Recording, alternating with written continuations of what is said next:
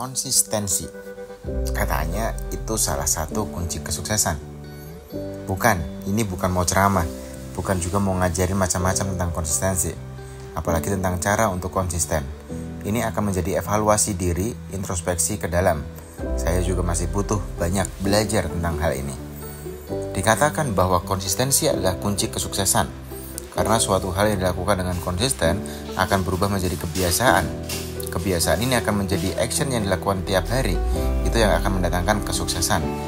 Tony Robbins pernah berkata, "It's not what we do once in a while that shapes our lives.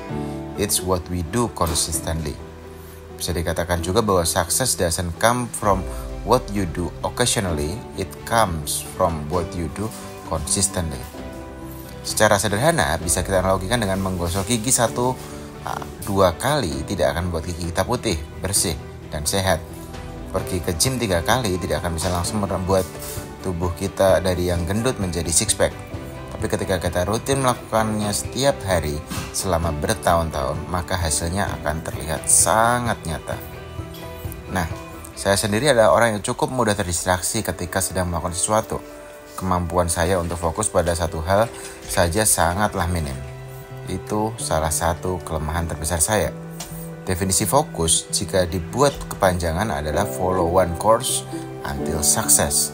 Ikuti, kerjakan satu hal sampai selesai, sampai tuntas, sampai sukses. Sebagai contoh, jika saya mulai bisnis fashion, ketika fokus saya bisa menaruh seluruh energi dan atensi ke satu titik tersebut. Belajar dunia fashion, mengenal bahan, material, resource yang dibutuhkan, mengenal relasi, networking orang-orang di dunia ini, mulai dari supplier kain, manufacturer, fashion designer, model, penggemar fashion, dan seluruh elemen yang terlibat dalam supply chain dunia fashion. Ini tentu butuh waktu bertahun-tahun untuk sampai puncak mata rantai dunia tersebut. Ketika kita berpindah ke bisnis lain, let's say properti, itu dunia yang berbeda sekali, dengan semua komponen mata rantai yang berbeda juga. Jadi kadang rumput tetangga terlihat lebih hijau, tapi untuk bisa memiliki rumput seindah itu ada perjuangan yang harus dilakukan, perawatan yang konsisten perlu dilakukan, tekuni. Saya sedang kembali belajar mengenai hal ini. Hal-hal apa saja yang akan saya konsistenkan 10 tahun ke depan. Oke, mari kita belajar konsisten untuk bersama. Walaupun kita perlu bertanya juga, apakah hal yang sedang kita konsistenkan ini adalah hal yang benar.